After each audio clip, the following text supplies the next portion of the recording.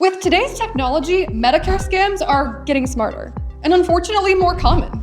These scams cost beneficiaries and taxpayers billions of dollars every year. Yes, billions with a B. And while they often target seniors and people with disabilities, anyone can fall victim. So today, we're breaking down the most common Medicare scams, how they work, and most importantly, how to protect yourself against them.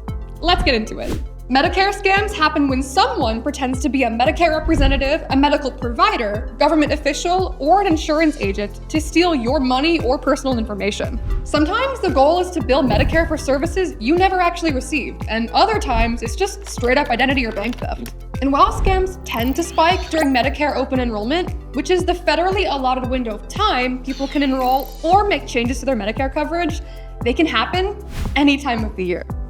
Here are the most common tactics scammers are using these days. Number 1, unsolicited calls, texts, and emails. If someone calls or messages you out of the blue, claiming to be an official Medicare representative, and then they ask you for your social security number, your Medicare number, or your bank info, that's a red flag. And sadly, a lot of people fall for it. Medicare reps will never ask you for your personal information. Number 2, high pressure language. Scammers love to get you scared and eager by using specific language to force urgent action. They'll say things like, your coverage is expiring, or you'll lose benefits today if you don't do X, Y, Z. A real Medicare representative will never pressure you or demand immediate action. If Medicare ever needs something from you, you'll receive repeated notices long before any action is necessary.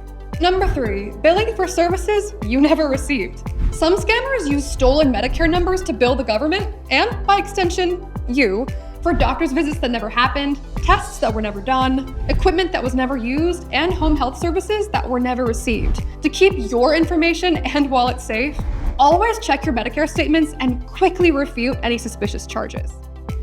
Number 4, free medical equipment offers. If anyone offers you free wheelchairs, braces, genetic tests, and the like, odds are it's a scam. Medical equipment cannot and should not be ordered for you by anyone but your trusted doctor.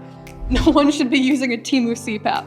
Number 5, fake Medicare cards or updates. If anyone calls you asking for personal information to issue you a new Medicare card, hang up. While Medicare plans can change and may occasionally require updated cards, those changes are communicated by official mail, and sometimes email if you've opted in, not through unsolicited phone calls. Medicare will never call you out of the blue to request personal or financial information. How to protect yourself? You can protect yourself from scammers by, again, carefully reviewing every single Medicare statement you receive and getting suspicious charges checked. Never give out any numbers or personal information over the phone. Be wary of every call you didn't expect. Verify the identity of the caller before you trust. And don't accept any free offers without checking with your provider first. Save your real health insurance agent's name and number in your phone so you know who's legit and who isn't. Your agent is really the only person you should be receiving calls about insurance from. Again, carefully reviewing every single Medicare statement you receive and getting suspicious charges checked. If you suspect a scam, report it. Here are a few ways you can tip off the powers that be that someone is stepping out of line.